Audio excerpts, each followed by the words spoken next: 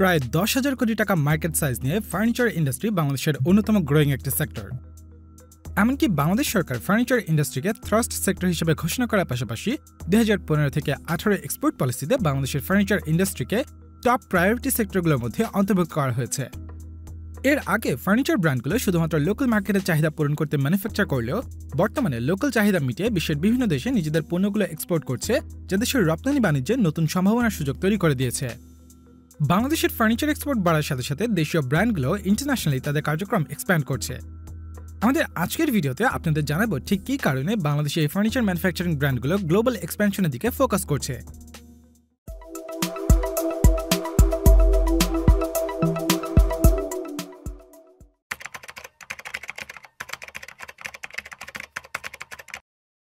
স্বাধীনতার আগে দেশের ছোট ছোট ট্র্যাডিশনাল ফার্নিচার প্রস্তুতকারক সীমিত পরিসরে তাদের বিজনেস অপারেট করলেও বাংলাদেশে বর্তমানে অপারেট করা বেশিরভাগ নামকরা ফার্নিচার ব্র্যান্ডগুলো মূলত স্বাধীনতার পর থেকেই দেশে কার্যক্রম শুরু করে।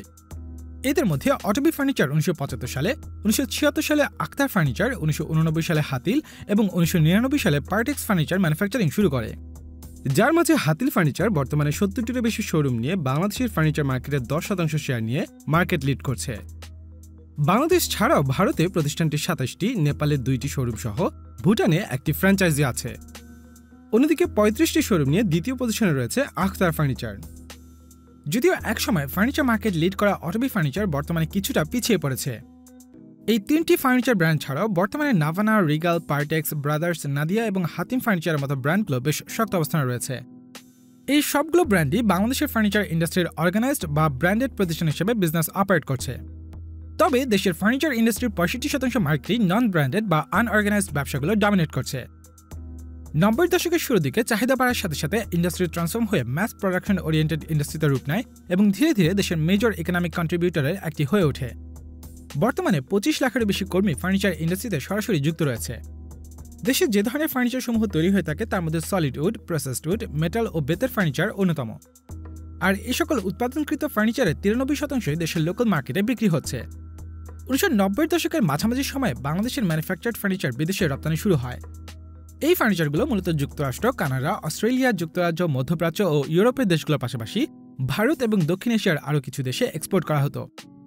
ব্র্যান্ডেড ফার্নিচার ম্যানুফ্যাকচারারদের মধ্যে অটোবি 90 দশকের মাঝামাঝি সময় থেকেই নিজেদের তৈরি ফার্নিচারগুলো এক্সপোর্ট শুরু করে, যার ধারাবাহিকতায় হাতিলের মতো অন্যান্য ব্র্যান্ডগুলো নিজেদের তৈরি ফার্নিচার ইন্টারন্যাশনাল মার্কেটে এক্সপোর্ট করছে।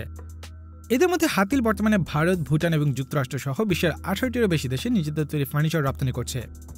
এছাড়া অটোবি, রিগাল, আখতার এবং নাভানা ফার্নিচারও তাদের প্রোডাক্টগুলো বিশ্বের বিভিন্ন দেশে এক্সপোর্ট করে যাচ্ছে। বাংলাদেশ এক্সপোর্ট প্রমোশন ব্যুরোর একটি তথ্যসূত্রে 2020-21 অর্থ বছরে $100 মিলিয়ন ফার্নিচার এক্সপোর্টের টার্গেট থাকলেও সে বছর মোট এক্সপোর্টের পরিমাণ ছিল প্রায় $80 মিলিয়ন, যা পূর্ববর্তী বছরের তুলনায় 4% বেশি। অন্যদিকে 2021-22 অর্থ বছরে $90 মিলিয়ন ফার্নিচার এক্সপোর্টের টার্গেটের বিপরীতে এক্সপোর্টের পরিমাণ ছিল $110 মিলিয়ন বেশি, যা পূর্বের তুলনায় প্রায় 39% বেশি। ঠিক কী কারণে দেশীয় এই ফার্নিচার ব্র্যান্ডগুলো তাদের প্রোডাক্ট এক্সপোর্টের দিকে বেশি ফোকাস করছে? বর্তমানে বাংলাদেশের ফার্নিচার ইন্ডাস্ট্রির মার্কেট সাইজ 10,000 কোটি টাকা। তবে এর সিংহভাগই দখল করে আছে দেশের আনঅর্গানাইজড বা নন ব্র্যান্ড ফার্নিচার ম্যানুফ্যাকচারাররা। কেননা বাংলাদেশের কনজিউমাররা এখনও কাঠের উপর বাহারি কারুকার্য এবং নকশা করা ফার্নিচারই বেশি প্রিফার করে। যদিও এই প্রেফারেন্সে প্রতিনিয়তই পরিবর্তন আসছে, তবুও ফার্নিচার মার্কেটের 65% নন ব্র্যান্ডেড ফার্নিচারদের দখলে। এমন অবস্থায় বাংলাদেশের মার্কেটে ব্র্যান্ডেড ফার্নিচার ম্যানুফ্যাকচারারদের মার্কেট শেয়ার বাড়ানোর অপরচুনিটি থাকলেও সেখানে তাদের নন ব্র্যান্ডেড ফার্নিচার ম্যানুফ্যাকচারারদের সাথে কম্পিট করতে হচ্ছে।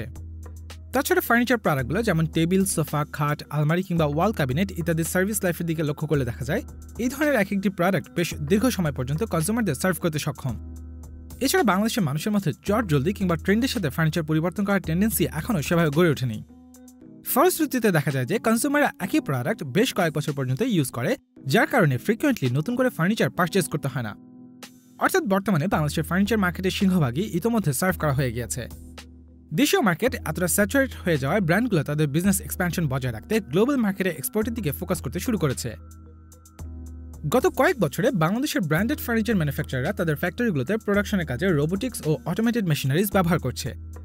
দি ইন্ডিপেন্ডেন্ট বিডির তথ্য অনুসারে হাতিল ফার্নিচার তাদের সাভারের ফ্যাক্টরিতে অটোমেটিক মেশিনারি এবং অটোমেটেড রোবোটিক সিস্টেম অ্যাড করে এবং 200 কোটি টাকার বেশি ইনভেস্ট করেছে তাদের ফ্যাক্টরি রেনোভেট করার কাজে। হাতিলের পাশাপাশি অন্যান্য ব্র্যান্ডেড ম্যানুফ্যাকচারাররাও তাদের প্রোডাকশনে কোয়ালিটি এবং এফিসিয়েন্সি এনশিওর করতে অটোমেটেড ও সেমি অটোমেটেড মেশিনারিজে ইনভেস্ট করছে।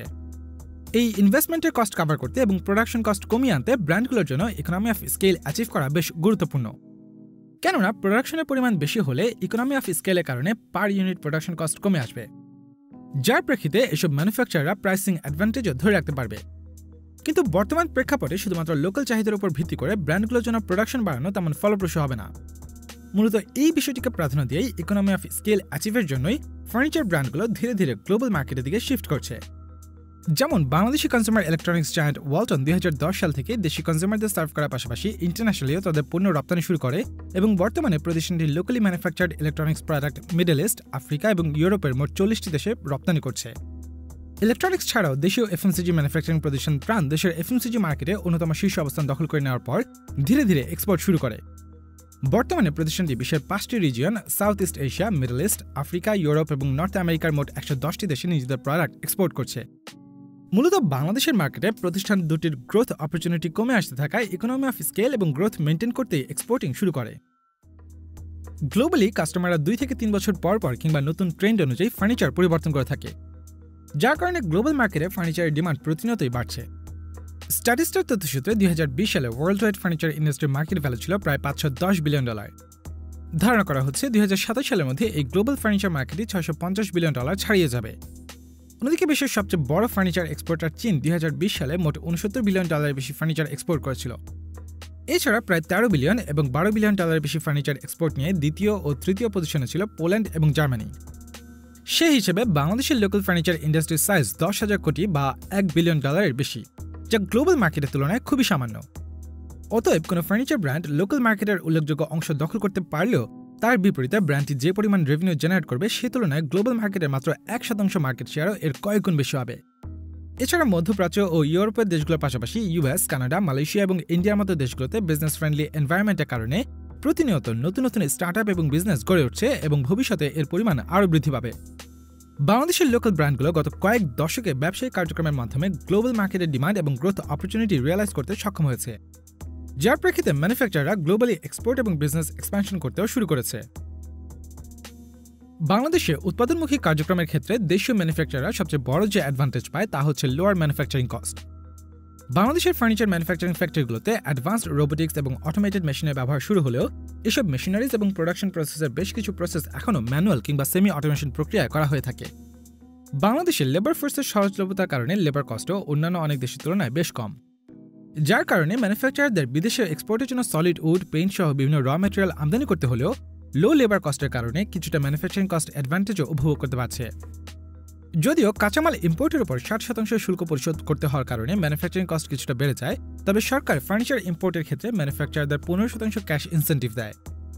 গার্মেন্টস সেক্টরের মতো এই সেক্টরটিতেও যদি বন্ডেড ওয়্যারহাউস ফ্যাসিলিটি চালু করা যায় তাহলে বাংলাদেশের ফার্নিচার ম্যানুফ্যাকচারিং ইন্ডাস্ট্রির সামনে গার্মেন্টস ইন্ডাস্ট্রির মতোই দেশের অন্যতম এক্সপোর্টিং সেক্টর হওয়ার সম্ভাবনা রয়েছে।